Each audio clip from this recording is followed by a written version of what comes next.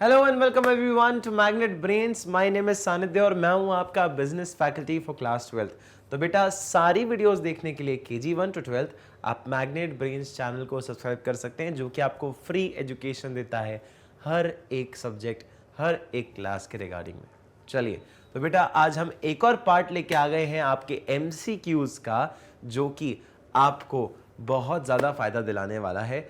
और कुछ नए सेट ऑफ क्वेश्चंस हैं आपके नए पैटर्न के हिसाब से। CBSE के assertion, reasoning, case study based जो होता है वो सब अपने पास सारे MCQs हैं। यहाँ पे हर तरह से अपन क्वेश्चंस करेंगे। पहले 20 कर चुके हैं, उसके बाद कुछ 20 क्वेश्चंस और लेके आया हूँ, जो कि आपको प्रैक्टिस करने के लिए 40 क्वेश्चन पर हम सब्जेक्ट कर रहे हैं, जो कि काफ़ी अच्छा नंबर है। और भी हम लोग करते जाएंगे, जब हम लोग MIQs वगैरह पे जाएंगे और लाइव्स वगैरह लेंगे तो उसमें अलग और सेट ऑफ क्वेश्चंस लेके आएंगे। पर हाँ, एक क्वेश्चन के अंदर एक अच्छा खासा नंबर हम 40 MCQ लेकर चल रहे हैं, which is good for your preparation. And उसमें से हो सकता है कि आपके क्वेश्चंस आ जाएं कोई ना कोई एग्जाम के अंदर। तो बने रहिएगा, सारे क्वेश्चंस को साथ में करिए, अज्यूम करिए मेरे बताने से पहले कि ऑप्शन कौन सा सही हो सकता है। एंड सब चीज़ों को कैलकुलेट करके कॉमेंट सेक्शन में ज़रूर बताना कितने नंबर आए। ये आप लोगों का टास्क है, क्योंकि इससे एनालिसिस करने में हमें हेल्प मिलती है कि हम कितने सही थे और कितना हमें इंप्रूव करना है, क्योंकि टारगेट तो हमारा चेंज हो नहीं रहा 100 में से 100। चलिए आइएगा, चलते हैं क्वेश्चन नंबर 21 पे सीधा, विदाउट एनी वेस्ट। आइएगा देखते हैं क्वेश्चन नंबर 21 क्या बोलता है और कैसे इसको सॉल्व करने वाले हैं। Which is a long term process, कौन सा लॉन्ग टर्म प्रोसेस है and takes place throughout the life of a person. पूरे life, throughout the life of a person वो प्रोसेस जो है टेक प्लेस करता है। डेवलपमेंट, एजुकेशन, ट्रेनिंग या इंटर्नशिप। बेटे ट्रेनिंग खत्म हो जाती है, इंटर्नशिप भी खत्म हो जाती है। इंटर्नशिप के बाद आप जॉब्स करते हो, ट्रेनिंग वगैरह करने के बाद आप काम करने लग जाते हो। एजुकेशन भी एक टाइम के बाद, मतलब मैं नहीं मानता एजुकेशन खत्म हो जाती है, लेकिन टेक्निकल टर्म्स में डिग्री लेना अगर एजुकेशन है तो हाँ बोल सकते हो कि हाँ खत्म हो जाएगी। हाँ एजुकेशन खत्म हो सकती है, लर्निंग प्रोसेस कभी खत्म नहीं होती है, वही होती है डेवलपमेंट। वही होता है क्या? डेवलपमेंट। डेवलपमेंट बेटा 60 साल की उम्र में भी किया जा सकता है, और डेवलपमेंट जो है आपका 5 साल की उम्र से भी हो सकता है। तो right answer should be development. बेटा कभी भी आप सीखना कम नहीं करते, आप हमेशा सीखने की कैपेसिटी हमेशा रखते हो, आप हमेशा कुछ नया सीखते हो, हमेशा आपके अंदर वो प्रोसेस होता है। देखो जब दादा दादी होंगे आप लोगों के घर में, तो वो भी बेटा कुछ ना कुछ आपसे नया सीखते होंगे, है ना। फ़ोन चलाना सीख रहे होंगे, या फिर आपसे पूछते होंगे स्मार्टफोन को यूज़ कैसे करते हैं, यूट्यूब कैसे चलाऊं मैं। एलेक्सा होगी अगर आप लोगों के घर में, आपने देखा होगा लोग एलेक्सा वगैरह रखते हैं अपने ग्रैंड पेरेंट्स के लिए। एलेक्सा से बात करना सिखाते हैं ग्रैंड पेरेंट्स को कि एलेक्सा ये भजन सुना दो, ये गीत सुना दो, ये गज़ल सुना दो। तो उन सब चीज़ों के लिए भी आप लोग डेवलप करते हैं, तब सीखते हैं कुछ नया, अपने आप को बेहतर बनाते हैं। डेवलपमेंट प्रोसेस इज एंडलेस, आप मरते दम तक अपने आप को डेवलप कर सकते हैं। Question number 22, training is provided to employ on the actual machine. क्या एक्चुअल मशीन पे आप ट्रेनिंग करवा रहे हो, but away from actual work floor, कि मतलब वर्क फ्लोर से दूर आप ट्रेनिंग करवा रहे हो, is known as vestibule training. Vestibule training कही जाती है कि एक्चुअल काम की मशीन को आप इस्तेमाल नहीं कर रहे हो, कि मतलब जहां पे काम चल रहा है उस वाली मशीन से छेड़छाड़ी नहीं। हाँ किसी और जगह पे चले जाओ, वहां पे पहले मशीन का एक रेप्लिका होगा या मशीन ही होगी जिसको चलाना सिखाएंगे। मतलब बेसिकली जेसीबी आपको एक्चुअल काम में नहीं सिखा रहे कि एक्चुअल काम में कि तोड़ा फोड़ी करने जाना है, कुछ खोदने जाना, चलो जेसीबी सिखाएं तुम्हें चलाना ना। किसी ओपन ऐसे ग्राउंड में जाएंगे, वहाँ पे आपको सिखाया जाएगा ये बटन्स होते हैं, चलो खोद के दिखाओ, फिर एक्चुअल साइट पे जाके आपको बोलेंगे चलो चलाओ, तो वो बात अलग है। तो पहले आपको नॉर्मली सिखाया जाता है, फिर एक्चुअल वर्क पे सिखाया जाएगा बाद में। It is provided where employees are suppose to work on, कि मतलब कहाँ पे, जहाँ पे एम्प्लॉयज काम करते हैं। Sophisticated machineries, client machineries, outdated technology, या क्या बेटा सोफिस्टिकेटेड मशीनरीज। कैसी मशीनरीज? सोफिस्टिकेटेड मशीनरीज को से मतलब उसी चीज़ों को आप लोग वेस्टिब्यूल ट्रेनिंग में इस्तेमाल करते हो, है ना। इन्हीं चीज़ों की ट्रेनिंग आपकी, सोफिस्टिकेटेड मशीनरीज की ट्रेनिंग आपकी वेस्टिब्यूल ट्रेनिंग के अंदर पार्ट ली जाती है। फिर आता है विच of the following is not a benefit of training. Training का कौन सा बेनिफिट नहीं है, एंड डेवलपमेंट टू एम्प्लॉयज, और एम्प्लॉयज का डेवलपमेंट नहीं है। अब देखो क्या बोल रहे हैं, विच of the following is not a benefit of training, training का बेनिफिट ना होना, and development to employees, employees का डेवलपमेंट होना, इंप्रूव्ड स्किल या नॉलेज। इम्प्रूव्ड स्किल नॉलेज की बात करें, इंक्रीज एफिशिएंसी की बात करें, एफिशिएंसी इंक्रीज हो जाना, increase satisfaction and moral, moral increase हो जाना, सेटिस्फैक्शन बढ़ जाना, रिजल्ट्स इन हायर प्रॉफिट हो जाना। क्या बात करता है बेटा? आंसर इसका होता है higher results in higher profit बढ़ रहा है। Which of the following is not a benefit of training? Training का बेनिफिट नहीं है development to employees, that is result in higher profit. Higher profit एक रिजल्ट नहीं होता है, ठीक है। क्या है वो? इंप्रूव्ड स्किल हो सकती है, नॉलेज, इंप्रूव एफिशिएंसी होगी, इंक्रीज सेटिस्फैक्शन एंड मोरल होगा। जस्ट बिकॉज इनकी ट्रेनिंग हो गई उससे प्रॉफिट बढ़ जाएगा, ये एक एस्पेक्ट हो नहीं सकता। बहुत सारे एस्पेक्ट होते हैं, एडवर्टीजमेंट हो गया, मैनेजमेंट हो गया, ओवरऑल मैनेजमेंट, बहुत सारी चीजें चलती है, सिर्फ एक ट्रेनिंग से ही आपका काम नहीं हो सकता। Question number 24, which of the following statement is incorrect? कौन सा इनकरेक्ट है बताइएगा। Human HR management is a broader term than staffing. HR management broader term है स्टाफिंग से, अच्छा ठीक है। Staffing is a one time function, staffing सिर्फ एक बार होती है, दोबारा होती ही नहीं है, अच्छा। फिर बोल रहा है internal recruitment is a most popular and economical method of recruitment, कि इंटरनल रिक्रूटमेंट जो होगा अपने ही लोगों को बढ़ावा दे दो तो उसमें इकोनॉमिकल होता है, मतलब आपको नए लोगों को लाने की जरूरत नहीं पड़ रही। देखो ना, जिसका पैकेज ऑलरेडी 8 लाख का हो उसको 10 लाख का करके प्रमोशन नाम पे दे दिया और मैनेजर बना दिया। अब मैं देखो यहाँ पे जो 8 लाख वाला व्यक्ति, इसको मैंने कुछ नहीं छेड़ा, अलग से 10 लाख का बंदा लेके आया जो मैनेज करेगा, मतलब मुझे 18 लाख रुपए देने पड़ रहे हैं, जबकि मैंने इसकी जगह पे मैंने 2 लाख और ऐड कर दिए तो मुझे मैनेजर मिल गया, इकोनॉमिकल भी है। तो इंटरनल ट्रेनिंग मतलब इकोनॉमिकल भी होती है। फिर बोल रहा है promotion of employ will boost up the morale of existing company, existing employ का मोरल बूस्ट हो जाएगा अगर उसको आपने प्रमोट कर दिया तो वो भी सही बात है भैया। तो इसमें ना एक चीज मुझे खटक रही है, वो ये बोल रहा है कि भैया ये वन टाइम है। हमने स्टाफिंग को बोला it is a continuous process. कैसा है? कंटिन्यूअस प्रोसेस होता जाएगा, लोगों का आना जाना लगा रहता है। मैंने आपको लाइन सिखाई थी, लोगों का आना जाना लगा रहता है, बना रहता है। कभी कोई इंसान की डेथ हो जाएगी, कोई इंसान छोड़कर चला जाएगा, किसी का रिटायरमेंट हो जाएगा, किसी नए इंसान की जरूरत है, कंपनी और बड़ा एक्सपेंशन कर रही है, लोगों की जरूरत पड़ रही है। तो बेटा ये वन टाइम फंक्शन नहीं है, it is a continuous process. Clear है? चलिए question number 25, analyse the above picture related to staffing and choose the best option. कि इसमें अब बेस्ट ऑप्शंस बताइए। मोर work less pay, more play less work, more work more play, या आपका lace work less पे। बेटा ये प्ले नहीं पे होना चाहिए, प्ले नहीं पे होना चाहिए, ठीक है। ज्यादा काम करोगे कम मिलेगा, ज्यादा कमाओगे क्योंकि कम काम कर रहे हो, ज्यादा काम कर रहे हो इसलिए ज्यादा मिल रहा है, कम काम करो इससे कम मिलेगा। तो बेटा यहां पे क्या होगा? यहां पे आपका है मोर पे less work, more play less work. क्या बता रहा है? मोर पे लेस वर्क, कि भैया यहाँ पे काम जो है आसानी से हो रहा है लेकिन पैसा वगैरह ज्यादा। ये बेसिकली इमेज मेरे को लग सकता है कि यहाँ पे आपको इमेज जो है वो थोड़ी सी गलत लगी हुई है, ठीक है। Anyways you can move on to next questions, you can leave this question by the time. Identify the method of staffing illustrated in the picture in which Wipro Limited is taking interview. Wipro Limited है, ये interview ले रही है, अच्छा ठीक है। Direct recruitment, placement agency and management consultant, campus recruitment, या फिर एम्प्लॉयमेंट एक्सचेंज। बेटा सिंपल सा आंसर इसका कैंपस एक्सचेंज। बेटा ये विप्रो है जिसमें आपके कुछ इंटरव्यूअर्स आए हुए हैं और एक व्यक्ति है जो इंटरव्यू देने आया है। तो बेटा ये कॉलेज है, क्या है? कॉलेज है, ये क्या है? कॉलेज। तो बेटा कॉलेज में क्या हो रहा है? कॉलेज में ये लोग आए और ऐसे इंटरव्यू आके प्लेसमेंट कमेटी बैठी, यहाँ पे लोग बाहर वेट कर रहे हैं और इंटरव्यू देने वाले एक इंटरव्यू देने आए हैं और बाकी सब इंटरव्यू दे रहे हैं। जैसे कि वो देखा था 3 Idiots का सीन, सैलरी कितनी लोगे डिस्कस कर ले, तो वही वाली बात। क्या है? कैंपस रिक्रूटमेंट, कैंपस रिक्रूटमेंट है ये, ठीक है, विप्रो के अंदर जो भी आ रहा है। Question number 27, preliminary screening refers to short listing of candidates. Preliminary screening का मतलब है शॉर्टलिस्ट कर रहे हो कैंडिडेट्स को, ठीक है। The expenditure made on training is an investment not a waste of funds. कि भैया ये जो ट्रेनिंग है वो एक इन्वेस्टमेंट है, ना कि वेस्ट है फंड्स का। क्यों? क्योंकि सिखा रहे हैं जिससे वो बेहतर काम कर सके। स्टेटमेंट 1 करेक्ट है, स्टेटमेंट 2 करेक्ट इनकरेक्ट है। स्टेटमेंट 2 करेक्ट है, स्टेटमेंट 1 इनकरेक्ट है। Both the statements are correct या both the statements are incorrect. Which option do you think is the right answer? The right answer is both the statements are correct. बेटा shortlisting करना ही preliminary screening होता है।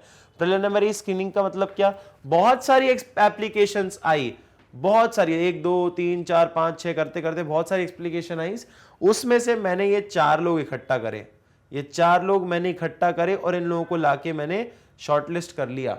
Shortlist कर लिया मतलब इतने लोगों में ढूंढना, छांटना, सबसे पहला स्टेप। दूसरा क्या बोल रहा है, एक्सपेंडिचर, जो अब इनको ट्रेन करेंगे, मान लो इनको अगर ट्रेन कर रहे हैं तो बेटा ट्रेनिंग क्या है, इनको ट्रेन इसलिए कर रहा हूं कि मेरे लिए अच्छे से काम कर सके, बेनिफिट कर सके, तो हाँ वेस्टेज नहीं है, इन्वेस्टमेंट है, मेरे लिए काम करेगा ना, दोनों स्टेटमेंट ट्रू है। Clear. Question number 28, external source of recruitment boost up to morale of employees, कि एक्सटर्नल सोर्स ऑफ जो रिक्रूटमेंट होता है वो बूस्ट करता है मोरल किसका, एम्प्लॉइज का। External sources help to bring fresh talent into the organisation, जो एक्सटर्नल सोर्स है वो हेल्प करता है टू ब्रिंग फ्रेश टैलेंट को लाने के लिए इनटू एन ऑर्गेनाइजेशन, ऑर्गेनाइजेशन के अंदर। External sources are recruitment boost up to morale of employees, employ का मोरल बूस्टअप हो रहा है, जो उनका काम करते हैं कि बाहर से लोग लेके आओ। अच्छा चलो ठीक है, ये कुछ बात थोड़ी अटपटी सी लग रही है, लेकिन हाँ सेकंड स्टेटमेंट तो ट्रू है, मतलब कि यार फ्रेश टैलेंट लाना हो तो बाहर से ही लाना पड़ेगा ऑर्गेनाइजेशन को, एक्सटर्नल सोर्सेस से, हाँ या ना। लेकिन मेरी कंपनी में जो लोग काम कर रहे हैं उनका मोरल जो है वो बूस्ट हो रहा है, क्यों, क्योंकि मैं बाहर से लोगों को रिक्रूट कर रहा हूं। नहीं, उनको तो सेटिस्फैक्शन नहीं मिलेगा उस बात से, डिससेटिस्फाइड होंगे, क्यों, क्योंकि अपने एम्प्लॉयज को मैनेजर वगैरह नहीं बना रहे, प्रमोशन रुक जाएगा उनका, बाहर से लोग आएंगे तो हमारा प्रमोशन रुक जाएगा। इसी बात को तो यहां कह रहे, तो मतलब first statement is incorrect, second statement is correct, hence B is the right answer. Clear है। चलिए question number 29, assertion and reasoning. सुनिएगा, रिक्रूटमेंट में be defined as the process of searching, कि रिक्रूटमेंट को क्या बोला जाता है, एक प्रोसेस ऑफ सर्चिंग बोला जाता है for prospective employees. Prospective employees का मतलब क्या, ऐसे एम्प्लॉइज जो कि हमारे यहां पे काम करने योग्य हों, या फिर ऐसे लोग जिन लोगों की हमें जरूरत है, जो कि हमारी नीड के हिसाब से हमें सेटिस्फाई कर सके, and stimulating them to apply for jobs in the organisation, organisation को के अंदर अप्लाई करने के लिए उनको फिर बोलते हैं, हम अट्रैक्ट करते हैं, ये चीज बोल रहा है एक रिक्रूटमेंट है। ठीक है, it is a good point, good बोला उनने। Objective of recruitment is to create, recruitment का ऑब्जेक्टिव क्या होता है, क्रिएट करना a pool of prospective candidates, prospective candidates को पूल करना for best selection of candidates, कि हम सबसे बेस्ट कैंडिडेट चूज कर सके उन लोगों के अंदर से जो हमारे एप्लीकेशन आई उनमें से। तो बोल रहा है भैया कि ऑप्शन जो ए है आपका असर्शन और इसका रीजन दोनों ट्रू है, और रीजन जो है वो एकदम करेक्ट एक्सप्लेनेशन है। ठीक है, बोल रहा है कि भैया असर्शन रीजन तो ट्रू है पर एक्सप्लेनेशन करेक्ट नहीं है। असर्शन ट्रू है, रीजन गलत है, असर्शन गलत है, रीजन ट्रू है, बताइए which one is the right answer. The right answer to which is obviously आपका एकदम सही ऑप्शन नंबर ए। बेटा रिक्रूटमेंट का मतलब भी क्या होता है कि लोगों को अप्लाई करवाना, और एक प्रोसेस जो कि प्रोस्पेक्टिव एम्प्लॉइज के, मतलब हमारे लिए जो लोग सही हैं बिजनेस के लिए उनको लेकर आना बिजनेस के अंदर, उनको रिक्रूट करना। और रिक्रूटिंग प्रोसेस क्या होता है, बोलता है उसका ऑब्जेक्टिव ये होता है कि कोई ऐसे लोगों को इकट्ठा करो जो कि हमारी कंपनी के लिए सही हो सकते हैं, और उनमें से फिर छांट लो किनको लेना है। समझ आया, तो एकदम राइट एक्सप्लेनेशन भी है, रीजन भी एकदम सही है।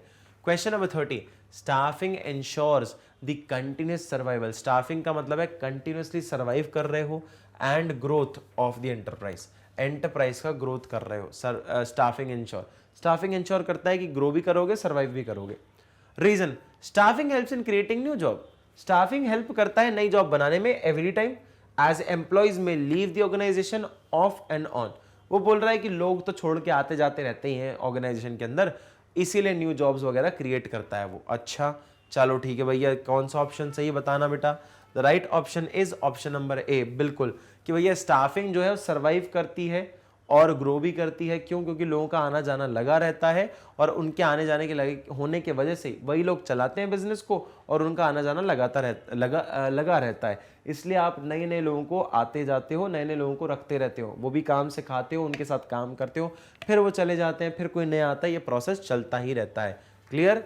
चलिए क्वेश्चन नंबर 31 जो है हमारे पास क्वेश्चन नंबर यहाँ पे आता है, करियर ओरिएंटेड प्रोसेस। कैसा प्रोसेस है? करियर ओरिएंटेड प्रोसेस है, मतलब सिलेक्शन, ट्रेनिंग, डेवलपमेंट।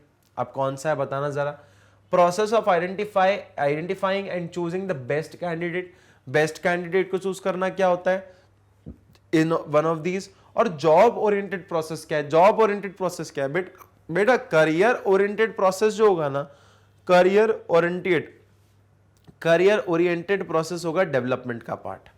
आपको अपने आप को बहुत बेहतर वर्जन में अपने आप को बनाना होगा, तो आप करियर के बारे में सोच रहे हो कि मेरा करियर जो है मेरे लिए बहुत मैटर करता है, मैं अपने आप को डेवलप करना चाहता हूं। बेटा identifying and choosing the best candidate, selection, choose करना, सिलेक्शन करना, ठीक है। और जॉब ओरिएंटेड, बेटा किसी जॉब के अंदर ट्रेनिंग मिलती है कि उनके लिए काम कर सको, तो जॉब ओरिएंटेड ही सोच रहे हो आप कि टाटा आपको काम करना सिखा रहा है कि आप टाटा के अंदर कैसे काम कर सकते हो, तो बहुत छोटा कंसेप्ट है जॉब। लेकिन डेवलप करना मतलब क्या? कहीं भी चले जाओगे काम आएगा, ठीक है। कौन सा ऑप्शन सही है आपका? ए का हो गया 3, बी का हो गया 1 और सी का हो गया 2। जरा देख लो कोई ऑप्शन मिल रहा है क्या? ये देखो 3, 1, 2। चलिए वेरी गुड, वेरी गुड। चलिए जी क्वेश्चन नंबर 32 बोल रहा है major the level of knowledge and proficiency.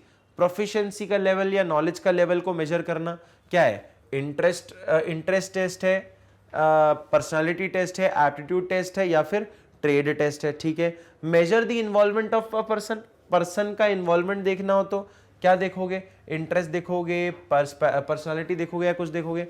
Measures of individuals potential for learning new skill.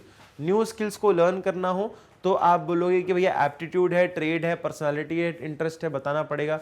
It provides clue of a persons emotion या रिएक्शन, कि रिएक्शन कैसा होगा, इमोशन कैसा होगा, उसकी बात करते हैं, ठीक है।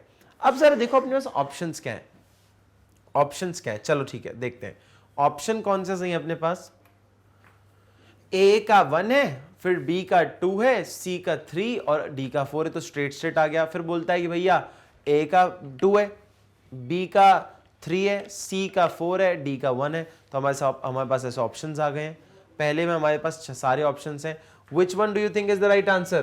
But the right answer is D option is the right answer. D option क्या बोलता है कि पहले वाले का ए का 4 है, बी का 1 है, सी का 3 है, डी का 2 है। अब देखो ना, अब देखो a measure the level of knowledge and proficiency. Proficiency देखनी हो, लेवल देखना हो बेटा, ट्रेड टेस्ट देख लो कि ट्रेड करके देख लो, ट्रेड टेस्ट देख लो कि मेजर पता चल जाएगा नॉलेज कितनी है, प्रोफिशिएंसी कितनी है। फिर measure the involvement of a person का इन्वॉल्वमेंट देखना हो तो उसके इंटरेस्ट देख लो ना, इंटरेस्ट होगा तो वो इन्वॉल्व करता होगा अपने आप को, नहीं होगा तो नहीं करता होगा, सिंपल सी बात है, ठीक है। Measure of an individual potential skill and learning वगैरह देखनी है तो भैया एप्टीट्यूड्स देख लेना। जो चीज़ पढ़ी नहीं है आज तक, अचानक से नई चीज़ पढ़वाएं और आपको देखना हो, टेस्ट करना हो कितना जल्दी समझते हो किसी नई चीज़ को पढ़ते हो, तो एप्टीट्यूड टेस्ट। और किसी का रिएक्शन वगैरह देखना हो तो पर्सनैलिटी टेस्ट। बेटा पर्सनैलिटी कैसी है, इमोशंस कैसे हैं, उनकी बात करते हैं तो अपना पर्सनैलिटी टेस्ट आ जाता है, which is the right answer. Option number D is the right option. फिर आता है अपने पास क्वेश्चन नंबर, जिसमें हमारे पास आती है बहुत बड़ी केस स्टडी आती है। केस स्टडी में आपने देखा बेटा 33 से 36 तक आपको सारे आंसर सॉल्व करने हैं इसको पढ़ने के बाद। तो mister Vikas Goyal is an HR manager of Sanduja furniture private limited. Sanduja furniture private limited के ये क्या है, एचआर मैनेजर है विकास Goyal. At the beginning of the new year, he anticipated that the company will need 30 new and additional persons to fill up the different vacancies। कि इसने बोला starting के साल में पता चला कि यार उनको लगा कि 30 लोगों की हमें नए लोगों की जरूरत पड़ेगी, जो भी हम काम कर रहे हैं उसके अंदर अलग अलग जगहों पे हमें 30 लोगों की जरूरत पड़ने वाली है इन टोटल। बोल रहे हैं he gave an advertisement in the newspaper inviting applicants for filing up different vacant post, as many as 120 applicants were received। देखो आप बोल रहे हैं कि यार 30 लोगों की जरूरत थी इनके हिसाब से और इन्होंने न्यूज़पेपर में छाप दिया कि अलग अलग जॉब के हिसाब से हमें इन टोटल 30 लोगों की जरूरत है, तो भैया एप्लीकेशन भर दो। 120 एप्लीकेशंस आ गई। अब out of these conditions of 15 applicants were not accepted, कि 15 लोगों की एप्लीकेशन नहीं एक्सेप्ट करी गई, क्यों? टू दी कंपनी, कि मतलब addition condition of 15 applicants were not acceptable to the company, company के लिए हिसाब से वो एक्सेप्टेबल नहीं थी 15 लोगों की application. Letters of regret given reason were sent to them, कि यार अब क्या होता है, आप जैसे मान लो एप्लीकेशन रिजेक्ट करते हो ना, तो आप कई बार मेल लिखते हो, लेटर लिखते हो, ऐसा लेटर लिखते हो कि यार आपके इसमें ना ये कमी थे इसलिए आपको हमने सिलेक्ट नहीं किया है, ऐसा भी रिस्पॉन्स जाता है। Remaining candidates were called for preliminary interview, preliminary interview के लिए बाकी लोगों को बुलाया गया, मतलब 120 में से कितने, 105 लोगों को बुलाया गया। अब नेक्स्ट बोल रहा है the candidates called for were asked to fill up the blank application form, एक ब्लैंक एप्लीकेशन फॉर्म भरने को बोला गया उन लोगों को। Thereafter they were given 4 test, the objectives of first test was to find out how much interest the applicants take in his work. अब उनसे 4 टेस्ट लिए गए, पहले वाले में टेस्ट किया गया कि भैया वो इंटरेस्ट कितना लेते हैं किसी काम को करने के लिए, ठीक है। The objective of the second test was to find out specialisation of the applicant in any particular area, कि किस चीज में एक्सपर्ट है यार, ये ढूंढने के लिए सेकंड टेस्ट लिया गया। तीसरा test, third test is to aim at making sure whether the applicant was capable of learning through training and not, कि यार वो नई चीजें सिखाओगे सीख पाएगा कि नहीं सीख पाएगा, इस चीज को देखने के लिए थर्ड टेस्ट लिया गया। और द चौथा test was to find out how much capability a person has to mix up with other person and whether he can influence other person and get influenced by them, कि चौथा test दिया गया कि यार वो और लोगों से कुछ सीख सकता है कि नहीं, और अपने सीखी हुई चीजों को और लोगों को सिखा सकता है कि नहीं, ये उसका चौथा टेस्ट था, ये उनका पूरा प्रोसेस था। अब देखो आपके पास आ रहा है question number 33, the purpose of the fourth test was to find out how much capability a person has to mix up with other person and whether he can influence other persons and get influenced by them, कि यार और लोगों से कुछ सीख सकता है क्या, क्या अपना सीखा कुछ सिखा सकता है क्या। which test is indicated in this situation, बेटा personality test, intelligence test, aptitude test या ट्रेड टेस्ट, बेटा the simple answer to which is आपका पर्सनालिटी टेस्ट। यार कितना खुद को आता है, कितना और लोगों से मिलजुल कर सीख सकता है, वही पर्सनालिटी बताते हैं। पर्सनालिटी मतलब क्या, और लोगों से इंटरेक्ट करने की बात करना, इमोशंस रखना, ये सब पर्सनालिटी होता है। आपकी personality plays a very vital role in your career, in your business also, management के अंदर भी। Question number 34, at the beginning of the new year he anticipated that the company will need 30 new, कि 30 नए additional person की जरूरत है to fill up different vacancies, different vacancies को fill up करने के लिए 30 लोगों की जरूरत है ना। Identify the first step of staffing, staffing का फर्स्ट स्टेप बताओ। प्लेसमेंट एंड ओरिएंटेशन, प्लेसमेंट कर रहे हो, ओरिएंटेशन दे रहे हो, नहीं। ट्रेनिंग डेवलपमेंट कर रहे हो, नहीं। रिक्रूटमेंट कर रहे हो, नहीं। एस्टिमेटिंग मैन पावर रिक्वायरमेंट, हाँ अनुमान लगा रहे हो। एस्टिमेटिंग का मतलब क्या, अनुमान लगाना, अनुमान लगा रहे हो कि आपको कितने मैन पावर की जरूरत पड़ेगी, वही तो किया, 30 लोग अंदाजा लगाए थे कि जरूरत पड़ेगी। D option is the correct answer. Clear है। चलिए question number 35, from the given lines out of these condition of 15 applicants, 15 applicants में were not acceptable to the company, 15 लोगों की एक्सेप्ट नहीं की गई कंपनी के अनुसार से। Letters of regret given reason, giving reason, की लेटर ऑफ रिग्रेट दे दी गए रीजन के साथ और उनको भेज दिया गया। Which aspect of staffing is highlighted in the statement, selection process है, ट्रेनिंग है, एजुकेशन है या रिक्रूटमेंट है। बेटा ये पार्ट है आपका सिलेक्शन प्रोसेस का, कि सिलेक्शन कर रहे हो यार कौन लोग, अपन ने देखा था ना प्रिलिमिनरी स्टेज पर, प्रिलिमिनरी स्क्रीनिंग पे हम लोग कुछ लोगों की एप्लीकेशंस को रिजेक्ट करते हैं, सिलेक्शन प्रोसेस का पार्ट है, सेलेक्ट कर रहे हो ना उनमें से आप लोगों को। फिर आता है question number 36, the applicants were given 4 test like intelligent test to interest test, after filling up blank application form identify which step of selection process was followed by the management, management के द्वारा कौन सा process follow किया गया, selection decision, selection test या job offer या उसके साथ साथ मेडिकल एग्जामिनेशन। बेटा मेडिकल एग्जामिनेशन है, जॉब ऑफर दे रहे हो, सिलेक्शन टेस्ट दे रहे हो या सिलेक्शन डिसीजन ले रहे हो। The right answer to which is selection test. Selection test की बात कर रहे हो, हर तरीके से आप पहले उनको टेस्ट करो और टेस्ट के बेसिस पे आप उनको सेलेक्ट करो। इन्हीं चीजों की यहां पे बात करी जा रही है। क्लियर है? क्लियर है। अब अपने पास आ जाती है एक और ऐसी स्टोरी जिसमें आपको 37 to 40 के आंसर्स आपको देने पड़ेंगे। अब ये कहानी क्या कहती है जरा सुनना ध्यान से। The Taj group is recognized for Indian values such as respect, hmm humility, consideration of others, discipline and honesty still holds sway. अब बोल रहा है कि यार ताज होटल्स जो है, ताज ग्रुप जो है, वो ताज ग्रुप ना बहुत ज्यादा जो है माना जाता है उनके रिस्पेक्ट के लिए कि आप रतन टाटा की इतनी इज्जत क्यों करते हैं, उनकी गुडविल इतनी क्यों है मार्केट में, इसलिए क्योंकि बहुत लोग इज्जत करते हैं उनकी। उनने अपने बिजनेस को, एम्पायर को इस तरह से बिल्ड किया है कि वहां पे रिस्पेक्ट है, ह्यूमिलिटी है, कंसिडरेशन फॉर अदर्स, दूसरों के लिए सोचते थे। वो ताज होटल में जब ये केस हुआ था तो और लोग कंपनसेशन देने आए थे, मतलब रतन टाटा ने 50-50 लाख रुपए बांटे थे लोगों को, जिनके भी डिसीज्ड फैमिली थी, कि जिन लोगों के साथ कोई बुरा हुआ उन लोगों को उनने कंपनसेशन भी दिया। डिसिप्लिन भी रखते हैं, ये सब ऑनेस्टी रखते हैं, ये सब भी रखते हैं।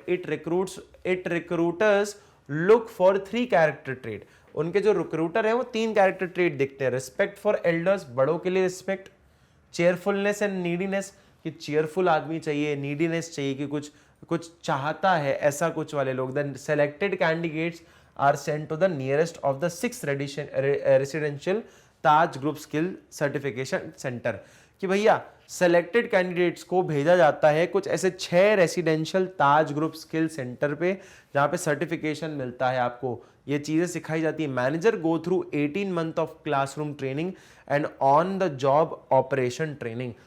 ऑन द जॉब मतलब जॉब पे भी ट्रेनिंग सीखता है और 18 महीने की ट्रेनिंग भी होती है, क्लासरूम के अंदर जाके भी सिखाया जाता है इसको।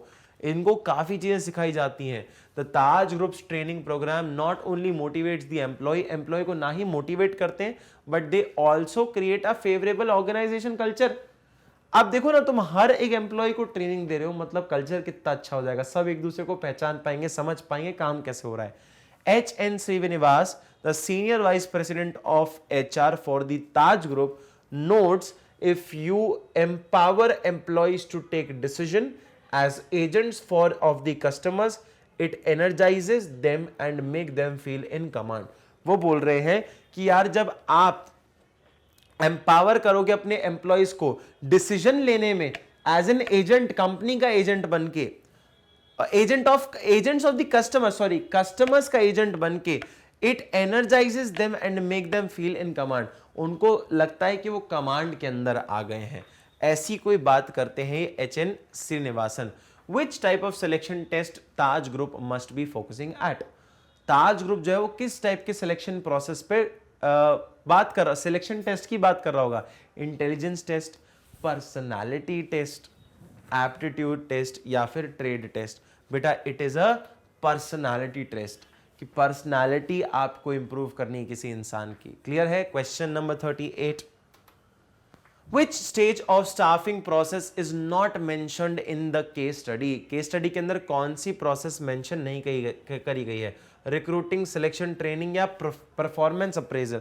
बेटा परफॉर्मेंस अप्रेजल की बात नहीं करिए, सिलेक्शन की बात करें, ट्रेनिंग की बात करें, रिक्रूटिंग की बात करें, इन सब के अंदर उसकी बात नहीं करी गई है। क्लियर है? जरा देखिए, समझ आया आपको?